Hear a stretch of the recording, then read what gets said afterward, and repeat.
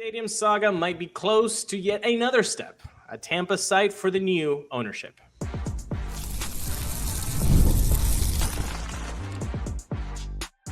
You are Locked On Rays, your daily Tampa Bay Rays podcast, part of the Locked On Podcast Network, your team every day.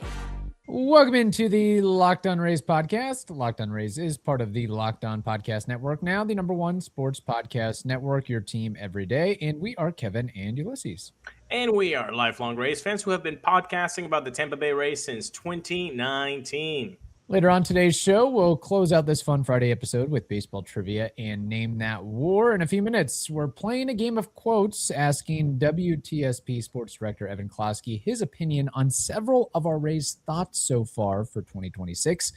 But to start, the Rays have their eyes set on a stadium location in Tampa. And we're going to talk about all of that thanks to FanDuel. If you want to be right in the middle of the action this season, visit FanDuel.com and place your NFL life bets all season long. Well, it's been a minute. Holidays happen. Moves have happened. The roster looks completely different, but we're not going to talk about that just yet. The Rays might get their wish, Evan.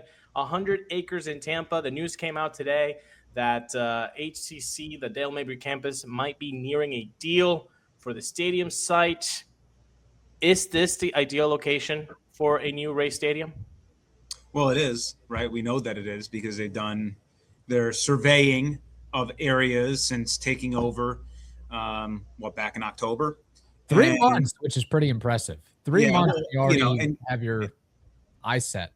And you got to remember that before they took over, they were already working on some of this stuff as well, right? That was just the official changeover. But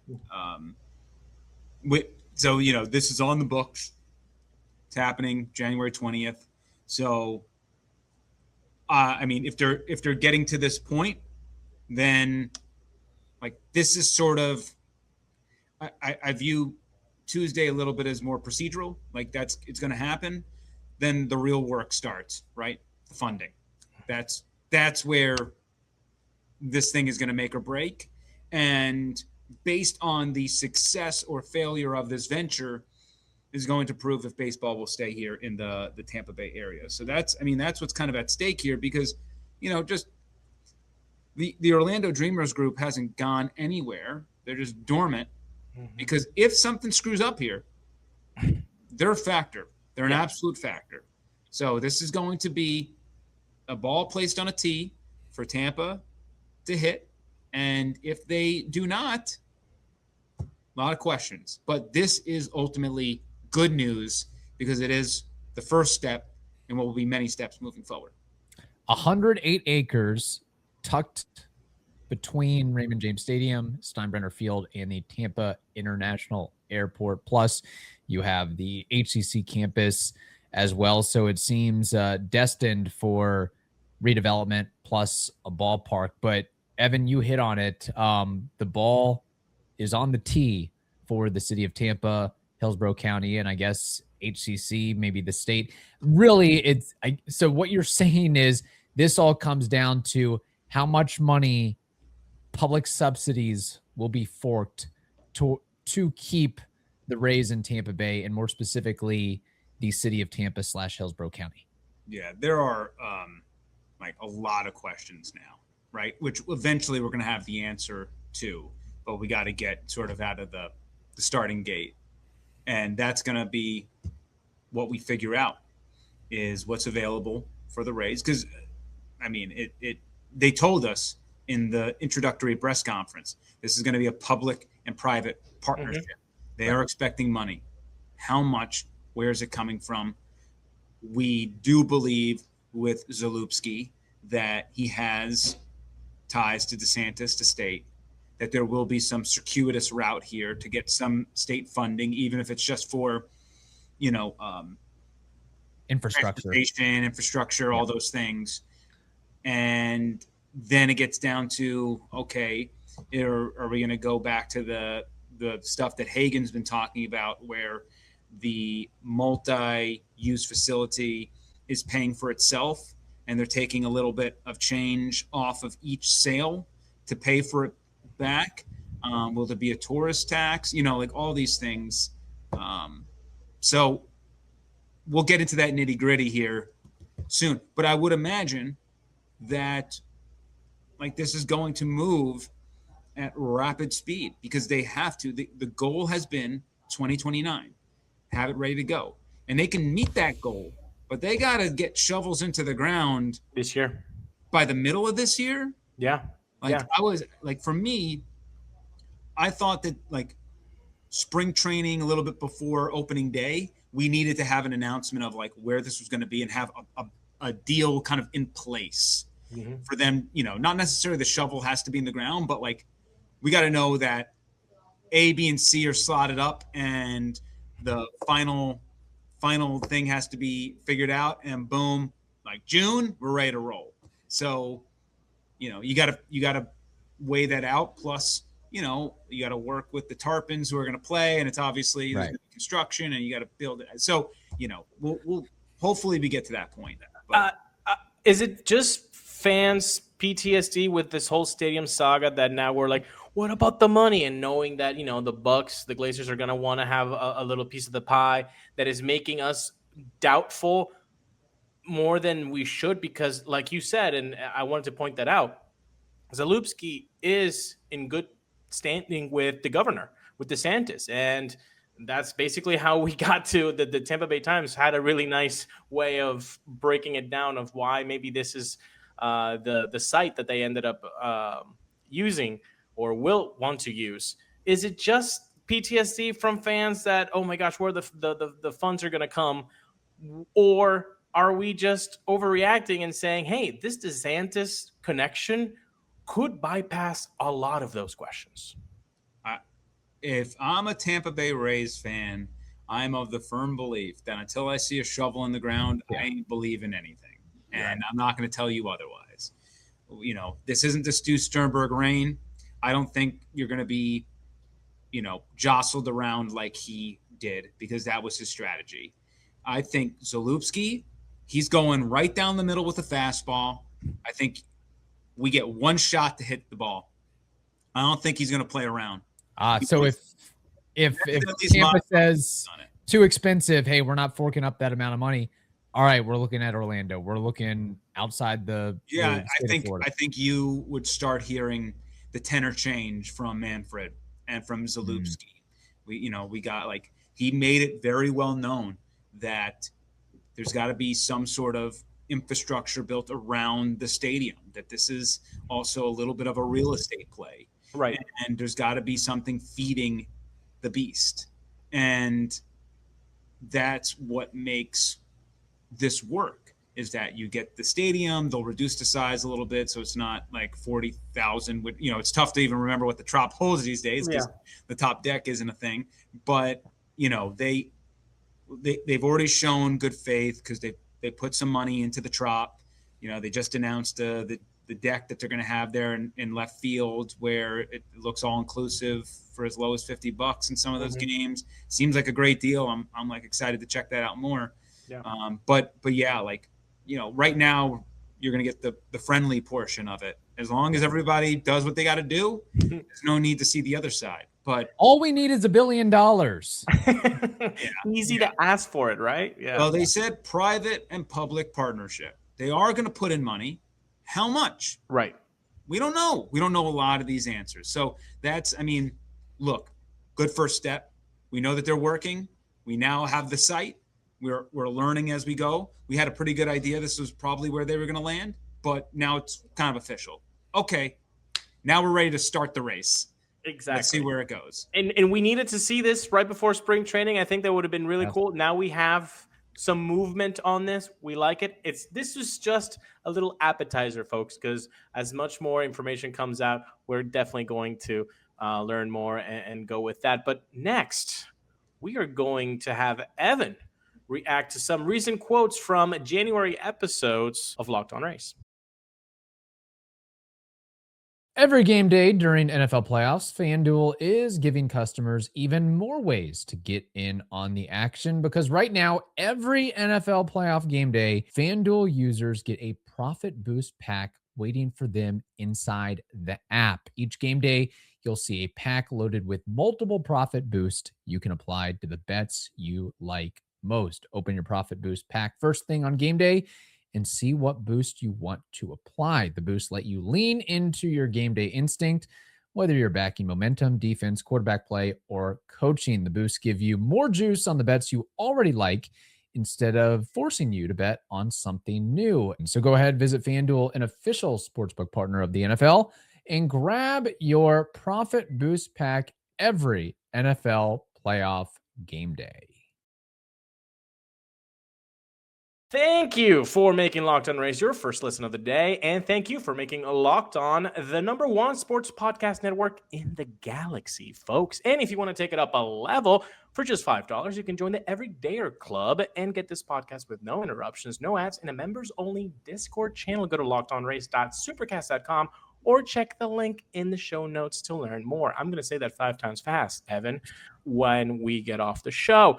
Evan, we have some quotes that we wanted to read off to Mr. Evan Closky and have him kind of react because we haven't seen him on the show for a while. Yeah, so, football season, he becomes dormant, essentially. Yeah, he just and all he got for it was like 8 out of 11 losses by the Bucs.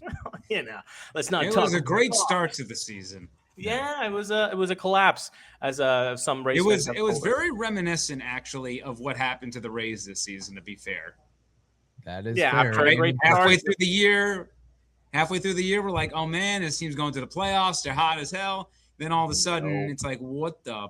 Exactly. Well, let's get to the quotes because they're kind of in that same tenor. So, this is the first one we're going to tackle. Do not focus on the wins or the standings in 2026. Follow storylines, follow player development, follow player growth. It's not a season to watch as a Rays fan looking at the standings. It's not that type of season. Folks, said by yours truly. Evan? Agreed. And look, things can change. Like, midway through the season, they could be jostling around there at the top of the standings, and, we'll adjust expectations accordingly. If that does happen, there's going to be a part of us that are saying, regression could be coming, but just set your expectations appropriately. You are in a division with the Toronto Blue Jays, who we don't know what's happening with Kyle Tucker as of this recording, but they're in the running for Tucker as well. Yep. They decided to unload the clip this offseason. They got a little taste of that. Mm-hmm. They were one play away from wasting. Outs. Well, you think about the play if they get the runner at home there. Yeah. I mean, there were so many opportunities in that game 7. I mean, the fact is that series, that run ignited something in Canada, and now they're ready to pounce. So now you have Toronto going all in. You have Yankees who will, as long as they have Aaron Judge, they're going to be like a 90-win team because him alone is like 8 to 10 wins. It's crazy. But, the Yankees are going to be around the top. Boston has clearly showed they're one of the teams that are going to be there. And I know they haven't done anything this offseason really outside of just getting Ranger Suarez. But per Fangraphs, I believe that their starting rotation, number one. Rotation is nasty. Yeah, and you know what they got? They got a couple of lefties. That ain't going to be fun for the Rays. No.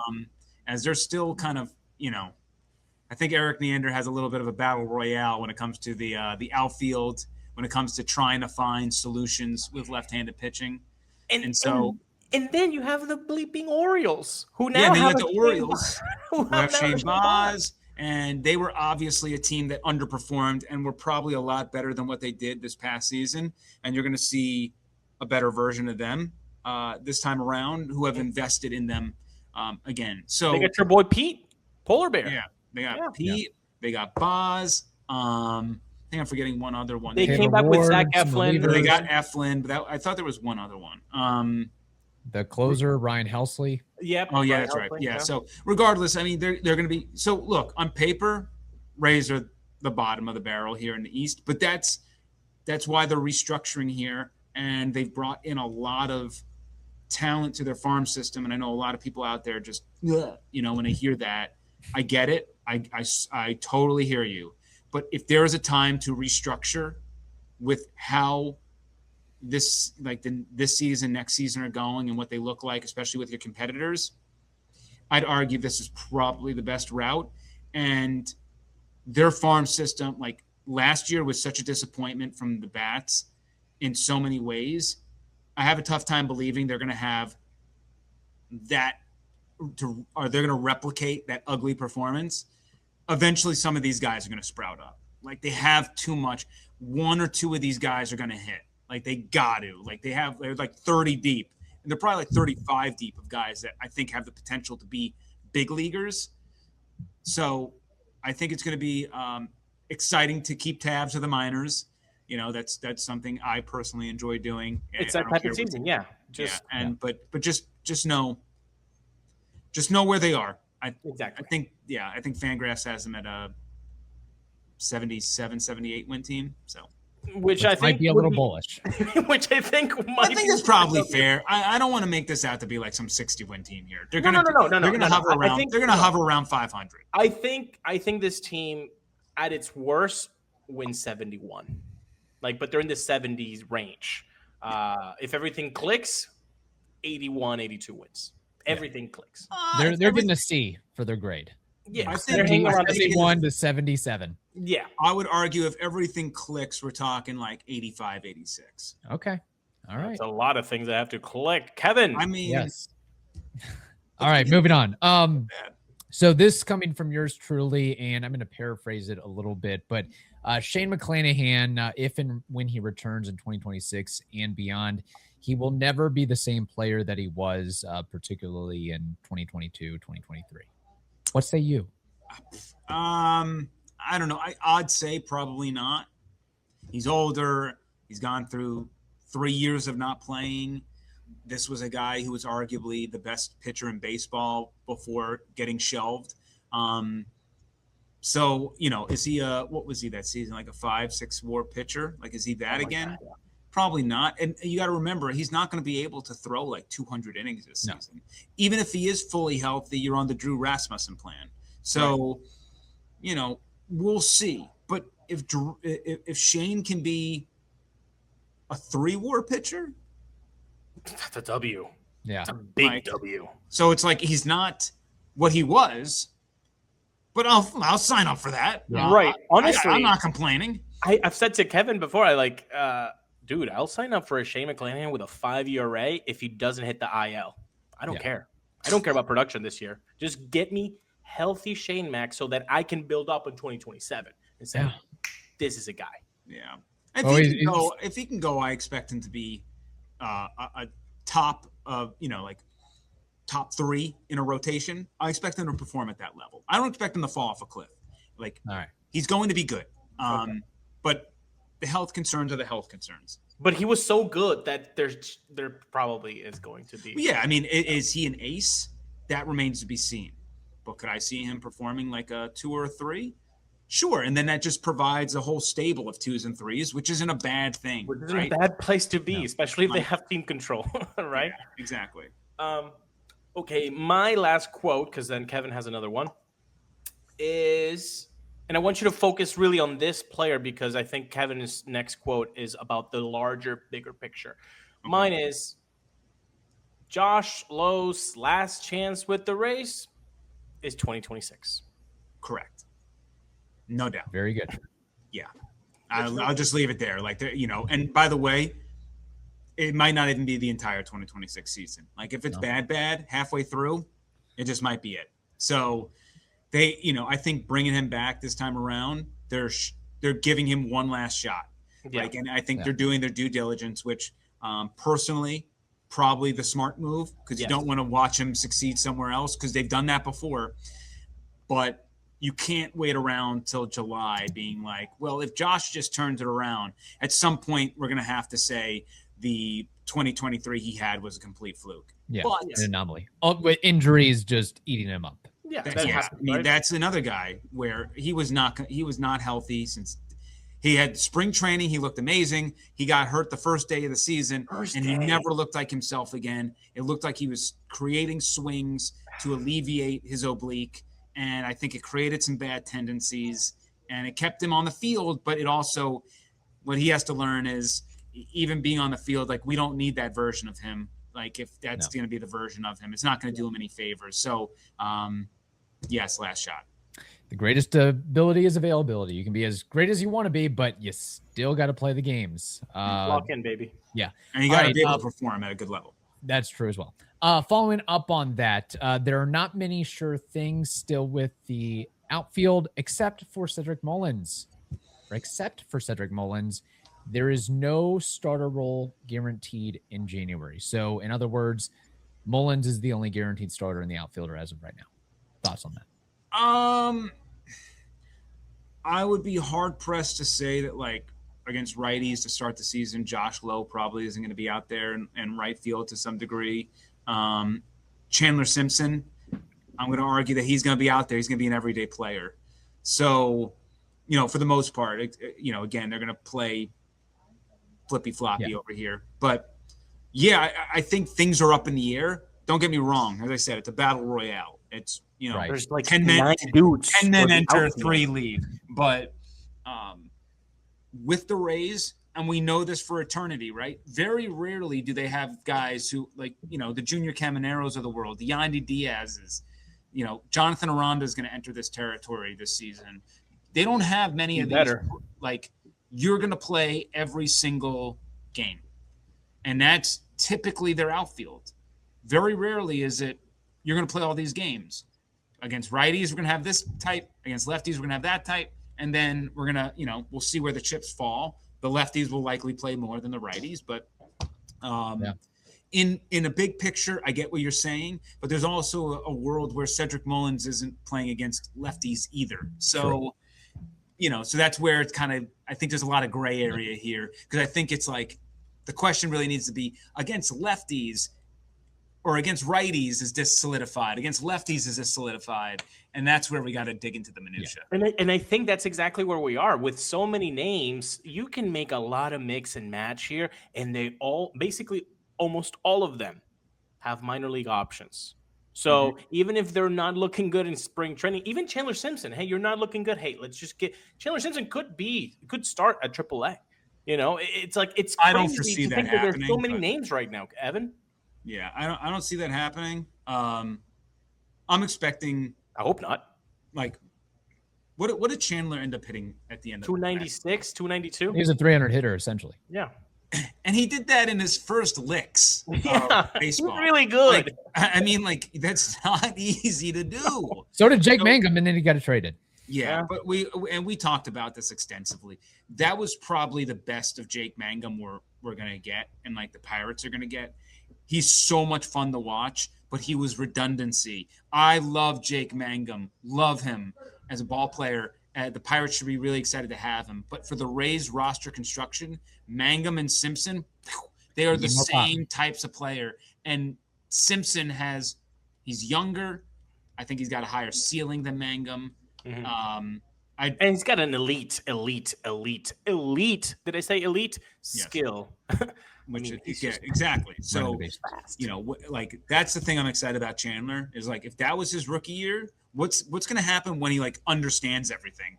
Exactly. Like that. Like to me, this is a guy who's maybe his best season is going to hit like 330 in the league, like his best season with 1 homer inside the park.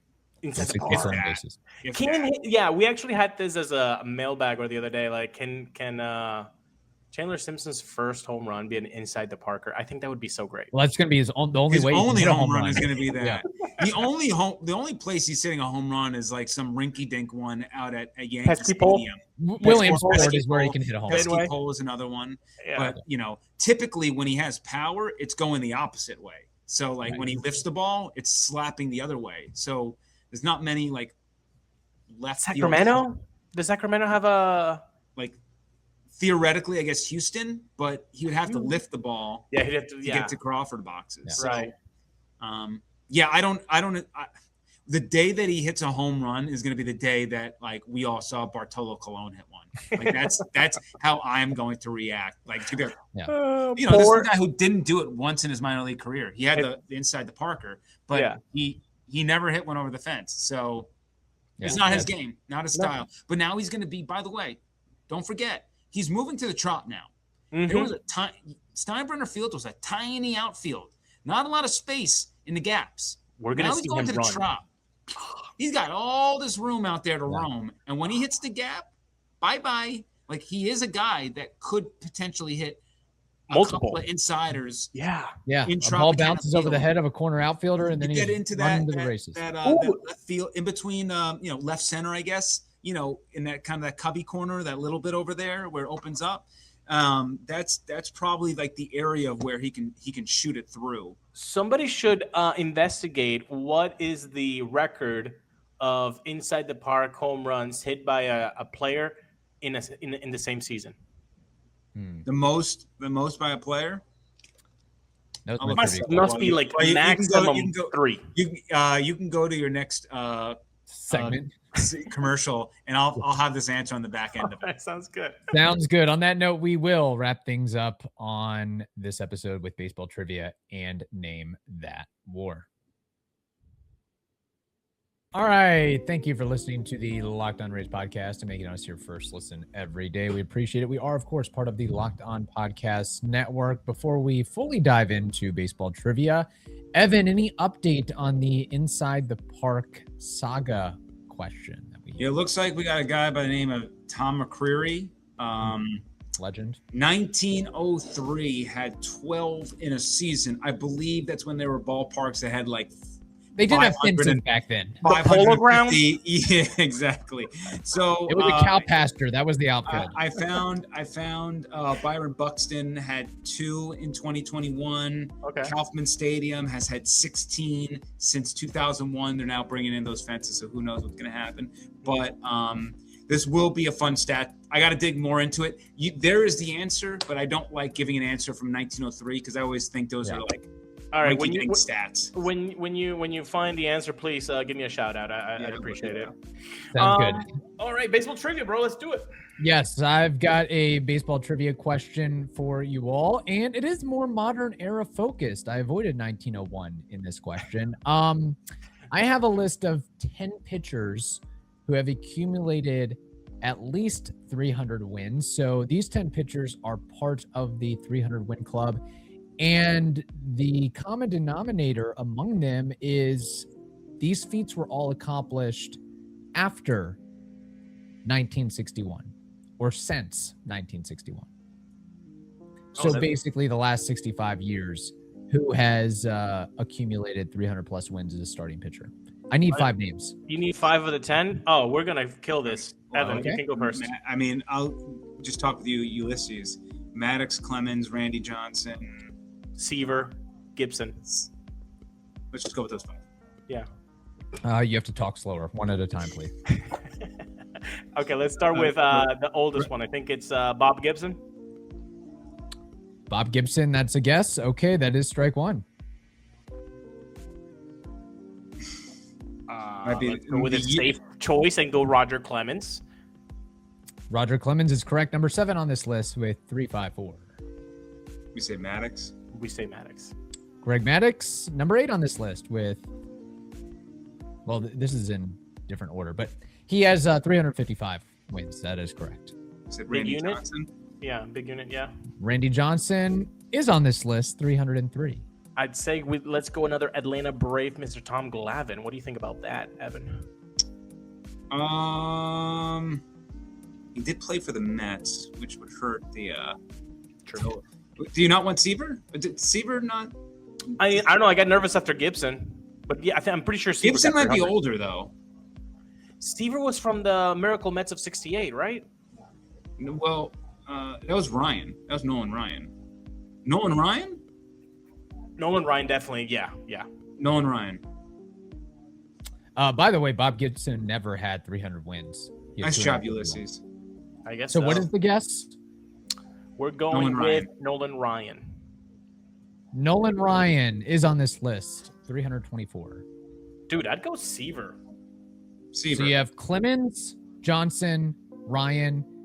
Seaver is the guess. Well, he is correct. Can we say Maddox? Yeah, we have Maddox. Yeah. Okay, so we got Maddox. Okay, so we have the 5. Very good. Let's go. So the list is Gaylord Perry, Okay. Phil Niekro, Steve Carlton, Nolan Ryan, Don Sutton, Tom Seaver, Roger Clemens, Greg Maddux, Tom Glavine, Randy Johnson. Quite the exclusive list. Can we go to see how many wins did Bob Gibson have? 251. I already told you, 251. 251. Son of a bee. Okay. Are we doing rapid fire, name that war, or not? First number that comes to head. Let's just do it. Jake Arrieta. Oh my God. 27.3. 18.2. Jake Arrieta is a Cy Young Award winner, a one-time All-Star, a 2016 World Series champ with the Chicago Cubs, a Silver Slugger. My goodness, he had 150 wins, a 3.98 ERA, 285 games, 279 games started. He has a career WAR of 22.8. Okay. So we were kind of in the middle there. We were in the middle. Yeah. Split the difference. Yeah. All right. Very good. Evan, we missed you a lot, and we'd like to have you on more frequently. But now that footy ball season is over, at least about a month away, I'll be in Port Charlotte. I'm excited. Yes, Less than a month it away. is nearing that time. And in the meantime, how can people find your amazing, wonderful work? At Closky WTSP. Always feel free to ask some questions. As long as you're not a jerk, I'll respond 99.9% of the time. Also, make sure to download the 10 Tampa Bay News app, and you can see our sportscast and everything we got cooking over there. Very good. And we hope you all have a wonderful day. Stay safe, and we will talk to you next week.